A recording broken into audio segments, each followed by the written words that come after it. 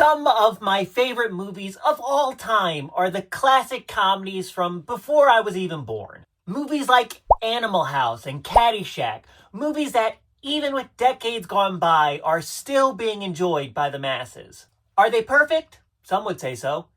Is the comedy of the late 70s and early 80s kosher to us modern folk? Not really.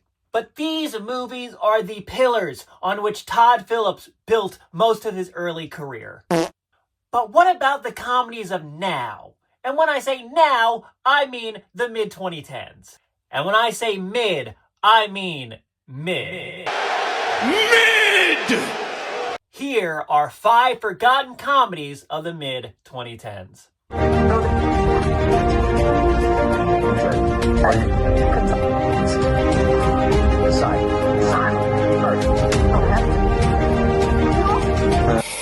I'm gonna go worst to best on this one. Most of the movies on this list are actually pretty decent, but I think everyone can agree that this one is not. Dirty Grandpa from 2016, starring Robert De Niro and Zac Efron. Now, on paper, this movie should have worked. A naughty grandpa and his wet blanket of a grandson getting into mischief on spring break? That should be a box office hit. It was not a box office hit. Raunchy comedies are just harder to do now than they were in the 80s and 90s and even the early 2000s. Humor evolves and changes, and this movie tries really hard to recapture that, but it all just comes off fucking gross, you know? I'm gonna be completely transparent with you and tell you that I have not watched this movie all the way through, because what I have seen of it, oh god, I just couldn't sit through. It currently holds a 10% critic score on Rotten Tomato. Yikes. This next movie isn't a bad movie per se, it's more of just a movie. Like, they made the movie, came out, it was pretty okay. And then we all forgot about it. I'm talking about Why Him, a movie that also came out in 2016. Man, 2016 was just pumping out the mediocrity, weren't they? It starred Bryan Cranston as a father who's a little bit nervous about how quickly his daughter's relationship with a tech billionaire is moving. The tech billionaire being played by James Franco. Now, this was at the very tail end of James Franco's box office bankability, right before he got canceled for being just a fucking creep. They promoted the hell out of this movie. If I remember correctly, James Franco and Bryan Cranston were 2 of the earliest guests on Hot Ones. This movie was fine, I guess. It didn't really leave that much of a mark. It currently holds a 40% critic review on Rotten Tomato. This next movie might be the best one on the list, but I'm putting it here in the middle out of bias. It's 2018's Tag. This movie is about a bunch of friends who get together once a year to play an ongoing game of tag. Now, you wouldn't think a movie like this would be this much fun, but it's this much fun. This is an ensemble movie, and I love a good ensemble movie. You've got names like Jake Johnson and Ed Helms and John Hamm and Hannibal Buress, because they were really trying to push Hannibal Buress as a movie star at the time, and Jeremy Renner, who plays a friend that no one can seem to tag. Directed by Jeff Tomsic, who's directed a lot of TV and a lot of stand-up comedy specials, this movie currently has a 55% critic score on Rotten Tomato, which is crazy to me because from what I've heard from people who have seen it, this movie is really good, which makes the 57% audience score all that more baffling. Okay, we're getting down to the top 2, my top 2. This movie holds a special place in my heart. When I worked at a movie theater for a month, I would pop into the theater that this one was playing in and just sit there and watch it. And it would always be at the same scene too. I don't know how I did that.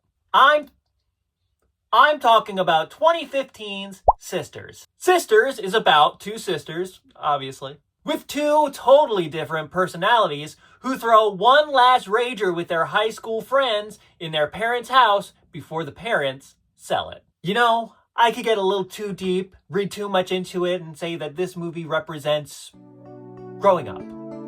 Letting go of your past and letting go of your childhood and even your 40s. Growing up and figuring out who you are as a person and what you need to do to be the person you always meant to be. Or I could be a little bit more realistic and say that this is a movie with Tina Fey and Amy Poehler that hinges on their friendship and their chemistry, mid-2010s comedy, and slight dashings of racism. Sisters surprisingly holds a 60% critic score on Rotten Tomatoes, making it one of the only fresh scores on this whole list. I'm biased. I love this movie. It's a comfort watch, but not as much as this next movie. Our last movie is the one that I've watched the most, probably far too many times. Which is weird because when it came out, I didn't really care that much for it. I just thought it was another random comedy that they were shoving into theaters like they were doing at the time, and didn't think that it would leave much of a mark.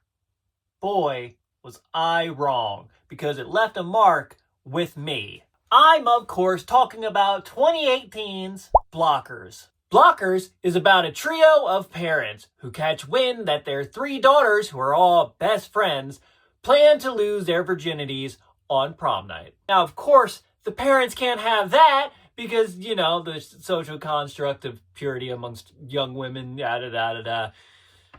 It's a weird plot point. We'll get into it. So they set off on a mission to stop it, and the highest of hijinks ensue. The leads of this movie are Ike Barinholtz, Leslie Mann, and John Cena. And his name is John Cena!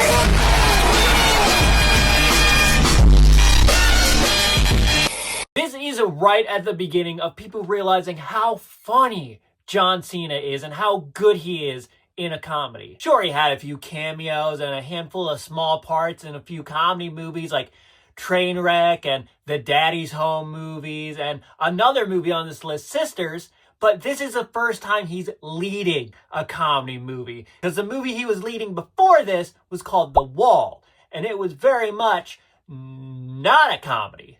I like this movie a lot. I like the actors, and I like the soundtrack. But is it perfect? Is it? By no means, because the plot has many issues. Why do these parents care so much about their daughters finally boning down? Why are they moving heaven and earth and crashing cars to keep their daughters from getting to Pound Town? It's weird. It's weird, you know, just a little bit. Some jokes don't hit like they should. Some things are a little awkward, a little cringy, but there's a lesbian in a cape. And who doesn't love a lesbian in a cape? Blockers currently holds an 84% critic score on Rotten Tomatoes, the highest out of all the movies we've talked about in this video. And I would be remiss if I didn't mention the rooster that's above the title on the movie's poster, because this movie was originally supposed to be called Cock Blockers, because the parents are cock blocking their children. But you can't put cock on a mainstream movie poster. Sad. If you like any of the movies that I just talked about, let me know and we can bond over our bad taste in 2010 cinema. My name is Travis and this is Wonder Nerd. Hey, do you like videos about movies, TV shows, snacks, etc.? Well, then you should subscribe to the channel where I make videos about movies, TV shows, snacks, etc. I've made a goal for myself to get to 1,000 subscribers by July 15th, because July 15th is the 10-year mark of me doing Wonder Nerd videos. Now, I am not completely positive that I'm going to make that goal, but I've said it, and if you want to be a part of that and you're not subscribed already, subscribe to the channel and share it with somebody you know. I hope you liked this video. It was a lot of fun to make. Give it a thumbs up and go ahead and just watch it one more time. I'm on Instagram, I'm on Threads, I'm on TikTok, and I have a second YouTube channel where I upload those TikToks. I also have a Twitch, but I'm not really doing anything on it. I don't know what I want to do or what I can do on it because I don't play video games. If you have any ideas, let me know. I'm thinking something movie related, but I don't know the legality of things, and I don't want to get in trouble. My name is Travis, and remember, nerds rule.